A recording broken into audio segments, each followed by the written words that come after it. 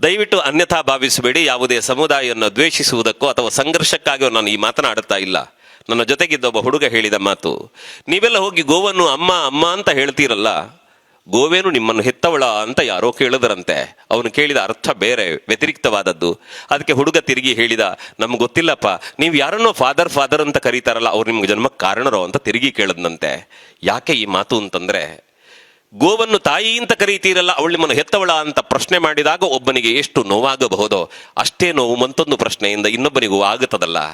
ಆದ್ದರಿಂದ ನಾನು ಹೇಳ್ತಾ ಇರುವುದು, ಅವರವರ ಧರ್ಮ, ಅವರವರ ಪರಂಪರೆ, ಅವರವರ ಶ್ರದ್ಧೆ, ಅವರವರ ಕರ್ತವ್ಯ ಅವರಿಗೆ ಶ್ರೇಷ್ಠವಾದ್ದರಿಂದ ಇನ್ನೊಂದು ಮತ, ಧರ್ಮ, ಸಂಪ್ರದಾಯ, ಆಚಾರಗಳ ಬಗ್ಗೆ ನಮಗೆ ಕುಹಕದ ಮಾತುಗಳು ಯಾವ ಕಾಲಕ್ಕೂ ಬರಕೂಡದು. ಯಾಕೆ ಅಂತ ಕೇಳಿದರೆ, ಅವರವರ ನಂಬಿಕೆ ಅವರಿಗೆ ಫಲ ಕೊಡುತ್ತದೆ. ವಿಶ್ವಾಸೋ ಫಲದಾಯಕ ಅಂತ ಹೇಳಿದರು. ಅಲ್ಲದೇ ಇದ್ದರೆ ಕಪಿಲಾಂ ದರ್ಪಣಂ ಭಾನುಂ ಭಾಗ್ಯವಂತಂಚ ಭೂಪತಿಂ ಆಚಾರ್ಯಂ ಅನ್ನದಾತಾರಂ ಪ್ರಾತಃ ಪಶ್ಯೇತ್ ಪತಿವ್ರತಾಂ ಅಂತ ಜ್ಞಾನಿಗಳು ಹೇಳುತ್ತಾರೆ. ಬೆಳಗೆದ್ದಾಗ ನೀನು ನೋಡಬೇಕಾದದ್ದು ಯಾರ ಮುಖವನ್ನು ಅಂತ ಕೇಳಿದರೆ, ಮೊದಲು ಹೇಳಿದು ಕಪಿಲಾಂ ದರ್ಪಣಂ ಭಾನುಂ ಭಾಗ್ಯವಂತಂಚ ಭೂಪತಿಂ. ಮೊದಲೆದ್ದು ಕಪಿಲೆಯ ಮುಖವನ್ನು ನೋಡು, ನಿನ್ನ ಬದುಕಿನಲ್ಲಿ ಸೌಭಾಗ್ಯ ಒದಗಿ ಬರುತ್ತದೆ ಅಂತ ಆಡಿದರು. ಮಾತ್ರ ಅಲ್ಲ, ಗೋವು ಕೇವಲ ತಾಯಿಯಾಗಿ ಹರಸಿದ್ದಲ್ಲ.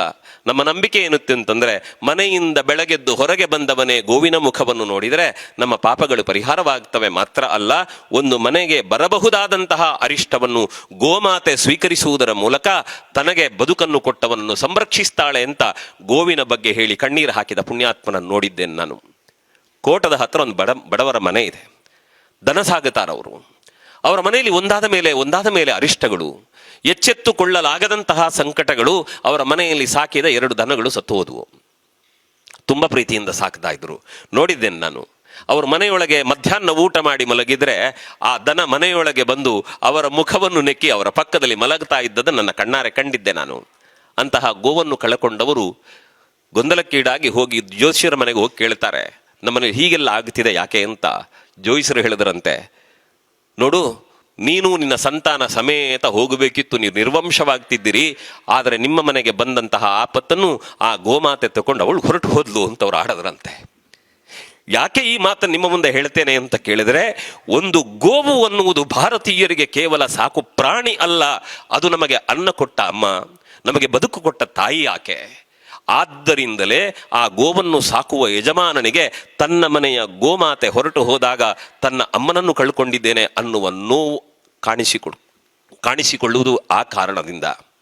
ಮಾತ್ರ ಅಲ್ಲ, ಗೊತ್ತಿರಲಿ ನಮಗೆ, ಒಂದು ಮಗು, ನಮ್ಮ ಹಿಂದೂ ಪರಂಪರೆ ಎಷ್ಟು ಚೆನ್ನಾಗಿದೆ ಅಂತಂದರೆ, ಒಂದು ಮಗು ಹುಟ್ಟಿದೆ, ಅದಕ್ಕೊಂದು ಬಹಳ ದೊಡ್ಡ ಅರಿಷ್ಟ ಇದೆ, ಆ ಮಗುವಿಗೆ ಆಯುಷ್ಯ ಕ್ಷೀಣಿಸ್ತದೆ, ಪೂರ್ಣಾಯುಷ್ಯ ಇಲ್ಲ. ಇಂತಹ ಸಂದಿಗ್ಧ ಸ್ಥಿತಿಯಲ್ಲಿ ಮಗು ಉಂಟು ಅಂತಂದರೆ ಕೇಳಿ ಪುರೋಹಿತರನ್ನು. ಅವರು ಹೇಳ್ತಾರೆ, ಮಗುವಿಗೆ ಗೋಪ್ರಸವ ಶಾಂತಿ ಮಾಡಿ ಅಂತ. ಯಾಕೆ ಅಂತಂದರೆ, ಗೋವಿನ ಹೊಟ್ಟೆಯ ಅಡಿಯಲ್ಲಿ ಮಗುವನ್ನು ಈ ಕಡೆಯಿಂದ ಆ ಕಡೆ ತಗೊಳ್ತಾ ಉಳಿದ ಧಾರ್ಮಿಕ ವಿಧಿವಿಧಾನಗಳನ್ನು ನೆರವೇರಿಸುವಂತಹ ಒಂದು ಪ್ರಕ್ರಿಯೆ ಇದೆ. ಅದಕ್ಕೆ ಗೋಪ್ರಸವ ಶಾಂತಿ ಅಂತ ಹೇಳ್ತಾರೆ. ನನ್ನ ಮಗು ನನ್ನದಲ್ಲ, ಅದು ಗೋಮಾತೆಯ ಹೊಟ್ಟೆಯಿಂದ ಹುಟ್ಟಿ ಬಂದಿದೆ, ಅದು ಎಲ್ಲ ದೋಷವನ್ನು ಕಳೀತದೆ ಅನ್ನುವ ನಂಬಿಕೆ. ಯಾಕೆ? ಗೋಮಾತೆಯಲ್ಲಿ ಸಕಲ ದೇವತೆಗಳ ಸಾನ್ನಿಧ್ಯ ಉಂಟು ಅಂತಂದಾಗ ದೇವರ ಗರ್ಭದಿಂದ ಬಂದ ಮಗು ಚಿರಾಯುವಾಗುವುದೇ ಸಾಧ್ಯವೇ ಹೊರತು ನಷ್ಟವಾಗುವುದಕ್ಕಿಲ್ಲವಲ್ಲ. ಇಂಥದ್ದೊಂದು ಕಲ್ಪನೆಯಲ್ಲಿ ಗೋಮಾತೆಯನ್ನು ಕಂಡವರು ನಾವು.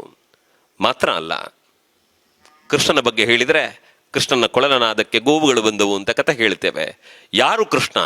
ಭಗವಂತನೇ ಅವತಾರವೆತ್ತಿ ಬಂದಂತಹ ಕೃಷ್ಣ, ಭಗವದ್ಗೀತೆಯ ಮೂಲಕ ಜಗತ್ತಿನ ಶ್ರೇಷ್ಠತೆಯನ್ನು ತೋರಿಕೊಟ್ಟಂತಹ ಕೃಷ್ಣ.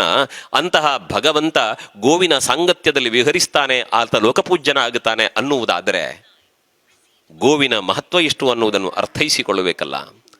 ಬಹಳ ಚೆನ್ನಾಗಿ ಹೇಳಿದರು. ಗೋವಿನ ಪ್ರತಿಯೊಂದು ವಸ್ತುಗಳಲ್ಲೂ ಕೂಡ ಇರುವ ಶ್ರೇಷ್ಠತೆಯ ಬಗ್ಗೆ ನೆನಪಿರಲಿ. ಪಂಚಗವ್ಯ ಅಂತ ಕೇಳ್ತೇವೆ. ಹಾಲು, ಮೊಸರು, ತುಪ್ಪ, ಗೋಮಯ, ಗೋಮೂತ್ರ. ಇದನ್ನು ಪ್ರತಿಯೊಂದು ಧರ್ಮಕರ್ಮಗಳಲ್ಲಿ ಶುದ್ಧಿಗಾಗಿ ಮೊದಲು ಕೊಡುತ್ತಾರೆ. ಕೊಡುವಾಗ ಒಂದು ಮಾತು ಹೇಳ್ತಾರೆ, ಯತ್ವಗಸ್ತಿಗತಂ ಪಾಪಂ ದೇಹೇ ತಿಷ್ಠತಿ ಮಾಮಕೆ ಪ್ರಾಶನಾತ್ ಪಂಚಗವ್ಯಸ್ಯ ದಹತ್ವಗ್ನಿರಿವೆಂಥನಂ.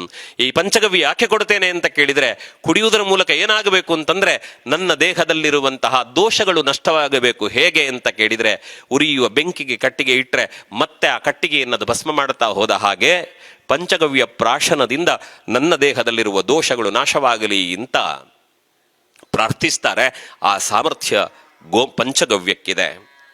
ಮಾತ್ರ ಅಲ್ಲ, ನಮಗೆಲ್ಲ ಕನಸು ಬೀಳ್ತದೆ ಕೆಲವೊಮ್ಮೆ. ಶಾಸ್ತ್ರ ಗ್ರಂಥಗಳು ಎಷ್ಟು ಚೆನ್ನಾಗಿ ಹೇಳ್ತವೆ ಅಂತಂದ್ರೆ, ನಿನಗೆ ಯಾವತ್ತಾದರೂ ಕೆಟ್ಟ ಕನಸು ಬಿದ್ದರೆ ಅಥವಾ ನೀನೆನ್ನಾದರೂ ಆಪತ್ತಿನಲ್ಲಿ ಸಿಕ್ಕಿದ್ದೀಯಾದ್ರೆ ಗೋಮಾತೆಯನ್ನ ಸ್ಮರಣೆ ಮಾಡು, ನಿನ್ನ ಕೆಟ್ಟ ಕನಸಿನ ದೋಷವನ್ನು ಆಕೆ ದೂರ ಮಾಡುತ್ತಾಳೆ ಅಂತ ದೇವಿಯ ಮಹಾತ್ಮೆ ಹೇಳಬೇಕಿದ್ರೆ ಹೇಳ್ತಾರೆ, ದುಸ್ವಪ್ನಂ ನಿರ್ಮಿರ್ದೃಷ್ಟಂ ಸುಸ್ವಪ್ನಂ ಉಪಜಾಯತೆ. ಕೆಟ್ಟ ಕನಸು ಕಂಡಾಗ ಭಗವತಿಯನ್ನು ನೀನು ಪ್ರಾರ್ಥನೆ ಮಾಡಿದರೆ ನಿನಗೆ ಬಿದ್ದ ಕೆಟ್ಟ ಕನಸು ಒಳ್ಳೆಯ ಕನಸಾಗಿ ರೂಪಾಂತರವಾಗಿ ಅನುಗ್ರಹ ಆಗುತ್ತದೆ ಅಂತ ದೇವಿಯ ಮಾಹಾತ್ಮ್ಯವನ್ನು ಹೇಳ್ತಾರೆ.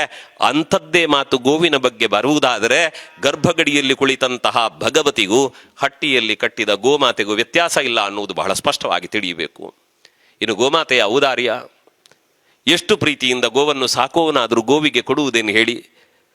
ಕಾಮಧೇನು ಅಂತ ಕೈ ಮುಗಿಯುವ ನಾವೇನು ಗೋಮಾತೆಗೆ ದಿನ ಪಂಚಭಕ್ಷ ಪರಮಾನ್ನ ಮಾಡಿ ಬೆಡಿಸುವುದಿಲ್ವಲ್ಲ?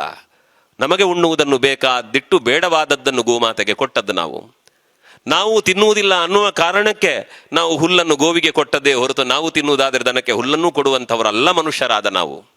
ಹೇಳ್ತಾರೆ, ಭುಕ್ತ್ವಾ ತೃಣಾನಿ ಶುಷ್ಕಾನಿ ಪೀತ್ವಾ ತೋಯಂ ಜಲಾಶಯಾತ್ ದುಗ್ಧನ್ ದದಾತಿ ಲೋಕೆಭ್ಯ ಗಾವೋ ವಿಶ್ವಸ್ಯ ಮಾತರಃ. ಎಲ್ಲೋ ಹುಲ್ಲು ಕಡ್ಡಿ ಸೊಪ್ಪು ತಿಂದು ಕೆರೆಯ ನೀರನ್ನು ಕುಡಿದು ಮನುಷ್ಯರಾದವರಿಗೆ ಅಮೃತ ತುಲ್ಯವಾದಂತಹ ಹಾಲನ್ನು ಕೊಡುವ ಗೋಮಾತೆ ಅವಳು ಜಗತ್ತಿನ ತಾಯಿ ಅಂತ ಪ್ರಾರ್ಥನೆ ಮಾಡಿದರು. ಯಾವುದನ್ನು ಮನೆಯಲ್ಲಿ ಮುಸುರೆ ಅಂತ ಉಂಟ ಅದನ್ನು ಕೊಟ್ಟ ಗೋವು, ಅದನ್ನು ನಾವು ಗೋವಿಗೆ ಕೊಟ್ಟರೆ ದೇವರಿಗೆ ಅಭಿಷೇಕ ಯೋಗ್ಯವಾದ ಹಾಲನ್ನು ಕೊಡುವ ಗೋಮಾತೆ ನಮ್ಮ ಪಾಲಿಗೆ ತಾಯಿಯಲ್ಲದೆ ಇನ್ನೇನು?